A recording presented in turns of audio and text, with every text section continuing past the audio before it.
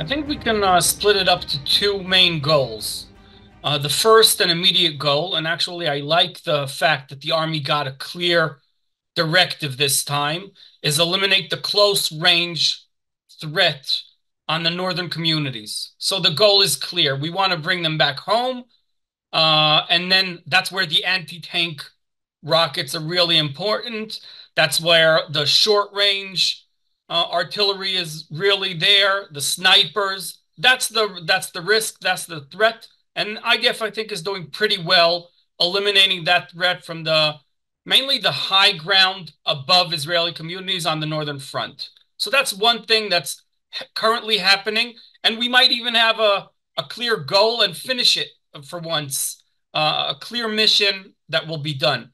The second thing is eliminating the threat of Hezbollah altogether, which is something very complicated in terms of the civilian side of things, the social side of things, the political party side of things.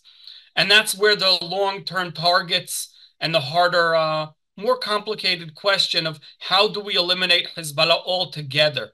I think that's a goal that IDF is not really dealing with. We're just trying to slow them down, hit their ability to hurt us in the long range. And that's where the Baalbek targets come into play. That's where the Beirut targets come into play. The chain of command comes into play to change the whole game altogether, not from the source, which would be probably Iran in most people's minds, but at least the Hezbollah branch of Iran try and hit it as bad as possible as long as we can. And so, what do you think needs to happen in terms of getting the tens of thousands of Israelis who've had to be evacuated back to their homes in the north? Well, there's what I hope for and what I think is realistic. See, because what I would hope for as an end goal would be Hezbollah eliminated as a legal political party in Lebanon. And I'd expect that from the world to put that on the table as one of the conditions, because most of the world, Western world, agrees that Hezbollah has a military wing that's a terrorist organization, and actually many countries are sanctioning Hezbollah and anyone dealing with Hezbollah, except for the Lebanese country, which we sort of forgot about in the past few years.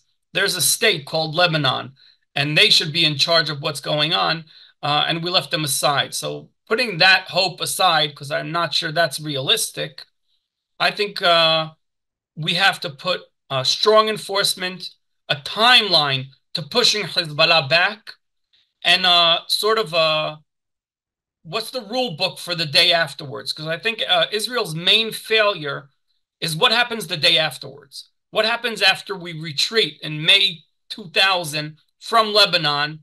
What happens if Hezbollah decide to kidnap three soldiers 5 months later and they sort of get away with it?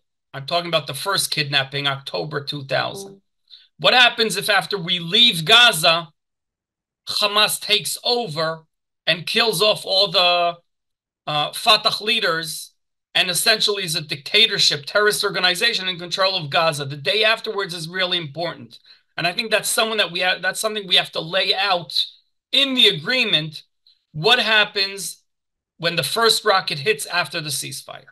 I think there is some disappointment that in a post-Sinwar Gaza, that intense fighting still has to be done because Hamas have, over the last few weeks, managed to regroup in certain areas like Jabalia to a certain extent.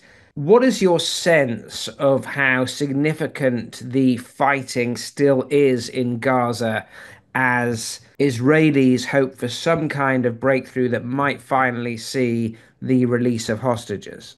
Well, I haven't been in Gaza in the past couple of months when my second round was over, but I can say this much. We're holding to Philadelphia, to Rafah, closing the border with Egypt, the exit and entrance points.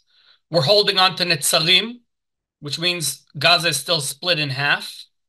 But beyond that, there's not much presence in Gaza cities that will stop Hamas from regrouping. And trying to keep that presence will cost us our soldiers.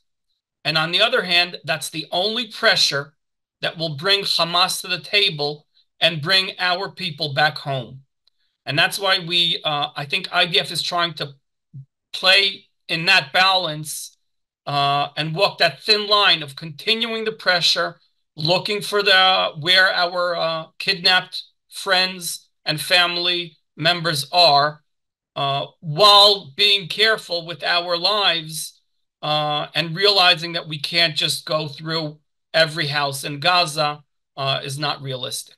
And as the world waits to see what happens in the US election, and as Israel waits to see if Iran will respond to Israel's response to the second ballistic missile attack, how do you see the tactics playing out in terms of how the IDF are looking at the overall threat of Iran in the context of what will happen in the next couple of weeks, be it a Trump or a Harris administration? And how likely do you think that some sort of deal is doable when these seven or so Iranian proxies are still attacking Israel? Can you see a way forward in the short term? As long as you're talking about an Irani attack, I think US understands the threat, and that's where US really comes uh, in full support, military cooperation above and beyond. We saw that in the two Irani attacks. And I think because the main goal of US, by the way, no matter who's the next president, and we should remember the next president only becomes president in January, not when he's voted in, but when he comes into that White House and starts making decisions. So I think as long as it's a direct attack from Iran, I'd expect the same support from US no matter what. The question comes in of how do we deal and with all these proxies at once while they continue, and what deal is realistic? And that's a complicated question. And I'm not sure our goals and US goals are the same in that sense, no matter who's president, who's the next president in the US. Meaning, US main interest is to avoid an escalation, avoid the next, I wouldn't go as far as world war, but all around war between in the whole Middle East.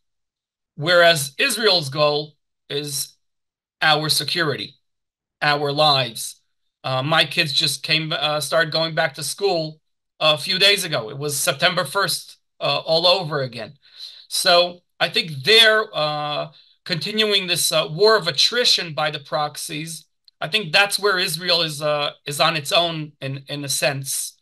Uh, Not only US, Europe too, are sort of willing to give in to Houthi attacks, Iraqi resistance, Muslim attacks from Iraq to where I live in the Golan Heights, which happen all the time. There was just a siren in the northern Golan Heights, and there's a few of them every other day, which we sort of should live with and not retaliate, and that's sort of a given. And that's something I think Israel has to point out, that no country lives with these attacks. Uh, Not in Europe, not in the States, not anywhere in the world.